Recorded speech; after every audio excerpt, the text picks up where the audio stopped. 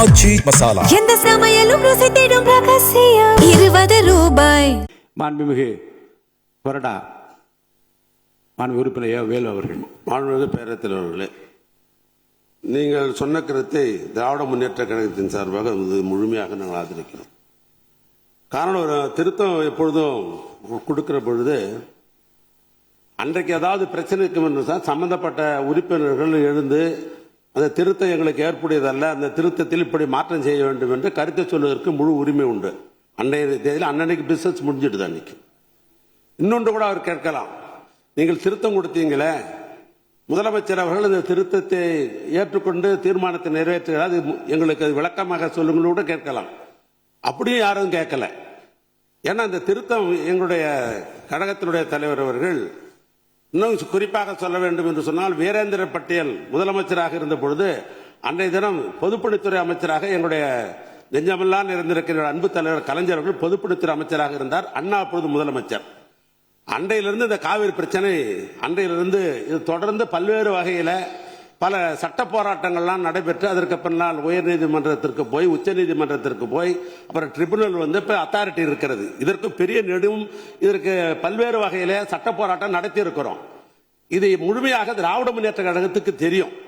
ஆனால் புதிதாக பொறுப்பேற்றிருக்கிற அரசாங்கம் இதில் வெற்றி பெற வேண்டும் என்று அவர்கள் கருதுகிறார்கள். எனவே நாமும் அதற்கு உறுதுணையாக இருக்க வேண்டும் என்று சொன்னால், இது தமிழக விவசாயிகளுடைய பிரச்சனை, காவிரி டெல்டா பிரச்சனை, இதில் அரசியலே கூடாது, இதில் முழுமையாக ஒத்துழைக்க வேண்டும் என்ற உணர்வோடு தான் இந்த பிரச்சனை வருகின்ற உடனேயே வில்சன் மூத்த வழக்கறிஞர் அழைத்து டெல்லிக்கு அங்கே இருக்கிற சம்பந்தப்பட்ட வழக்கறிஞரிடத்திலாம் இரவோடு இரவாக பேசி இதற்கு இப்படி திருத்தம் கொண்டு வந்தால்தான் இது முழுமை பெறும், பிற்காலத்திலே உரிமையாக அந்த மேகதாது அணையை கட்டுவதற்கு நிறுத்த முடியும் என்ற நிலை ஏற்பட்ட பின்புதான் எங்களுடைய எதிர்க்கட்சி தலைவர் அவர்கள் இந்த திருத்தத்தை கொண்டு வந்தார்கள். முதலமைச்சர் அவர்களும் அதை படித்து பார்த்து பெருந்தன்மையோடு இதை இணைத்து ஒன்றாக போராடுவோம் என்ற நிலையில் தான் அன்றைக்கு அந்த தீர்மானத்தை நிறைவேற்றிருக்கிறார். அதற்காக திராவிட முன்னேற்ற கழகத்தின் சார்பாக அவருக்கு எங்களுடைய பாராட்டுதலையும் நன்றி அந்த நேரத்தில் தெரிவித்துக் கொள்கிறோம். அதில் ஒன்றும் மாற்று கருத்துமல்ல.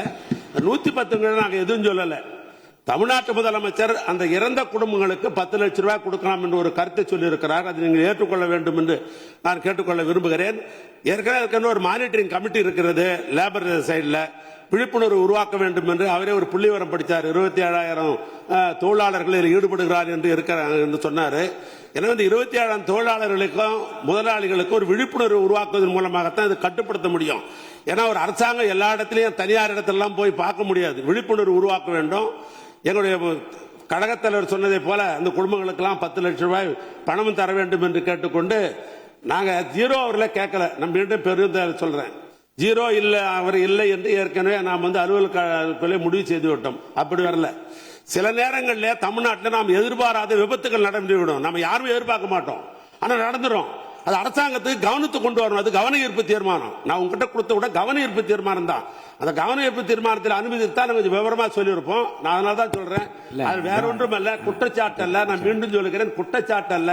அரசாங்கம் கவனத்துக்கு கொண்டு வருகிறோம். எங்களுடைய கழகத்தலைவர் கேட்டதை போல அந்த குடும்பத்திற்கு 10 லட்சம் ரூபாய் பணம் முதலமைச்சர் அவர்கள் தர வேண்டும். மீண்டும் சொல்லுகிறேன், எங்களுடைய தலைவர், எங்களுடைய சட்டமன்ற உறுப்பினர் அத்தனை பேரும் சார்பாக மாண்புமிகு முதலமைச்சர் இன்றைக்கு பிறந்த நாள் விழா, அவருக்கு எங்களுடைய திமுக சார்பாக முதல்ல நல்வாழ்த்துக்களை தெரிவித்துக்கிற அதே நேரத்தில் இந்த தொழிலாளர் குடும்பங்களுக்கெல்லாம் பாதிக்கப்பட்ட குடும்பங்களுக்கு ஒரு 5 லட்சம் ரூபாயும், இறந்த குடும்பங்களுக்கு 10 லட்சம் ரூபாய் பணமும் முதலமைச்சர் அறிவிக்க வேண்டும் என்று திராவிட முன்னேற்ற கழகத்தின் சார்பாக மாண்பு உறுப்பினர் வந்து இந்த 55 விதியின் கீழ் சொன்ன என்ன சொல்றேன்,